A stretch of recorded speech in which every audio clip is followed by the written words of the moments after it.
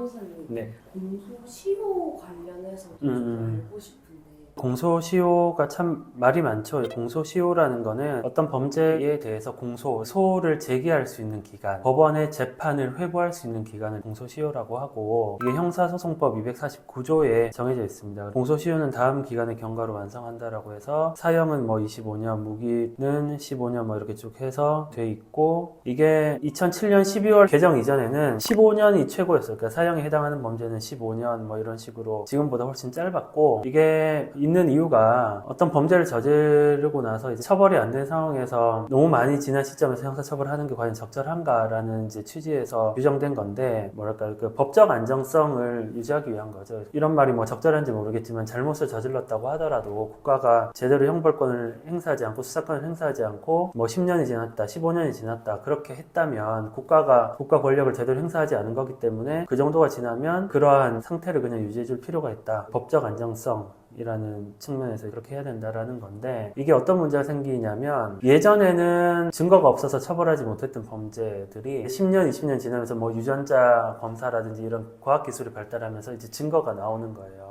예를 들어서 제일 많은 게 살인에서 나왔던 뭐 어떤 유전자, 뭐 성범죄에서 나왔던 뭐 이런 유전자들이 그 당시 기술로는 누군지 확인이 안 됐다가 10년 후에 이게 확인돼서 그 사람인 게 확인된다. 근데 공소시효가 벌써 지나버려서 처벌 못하는 경우가 발생을 하기 시작하고, 그래서 과연 그러면 이게 정의에 맞느냐, 그런 비판이 있어서 2007년 12월 21일자 개정으로 늘려놨습니다. 그래서 2007년 12월 21일 이전에는 기존 형사소송법에 따라서 이제 15년, 뭐 10년 요 공소시효가 적용받고요. 그리고 2007년 12월 21일 이후에는 개정된 형사소송법에 따라서 이제 25년, 15년, 10년, 7년 요 공소시효가 적용이 되고, 그래서 저희가 고소를 의뢰 받거나 하면 대부분은 공소시효 기간 안에 들어와요. 근데 상대적으로 경한 범죄 5년, 10년 지나서 고소하고 싶다고 하시는 분들이 있거든요. 그러면 먼저 공소시효부터 보죠. 너무 지나서 와서 공소시효도가 문제가 있다 말씀을 드리고, 여기서도 이제 공소시효의 기산점, 그러니까 뭐 15년, 10년, 7년을 시점을 언제로부터 보느냐라는 데 있어서도 약간 법적으로 좀 이슈가 되는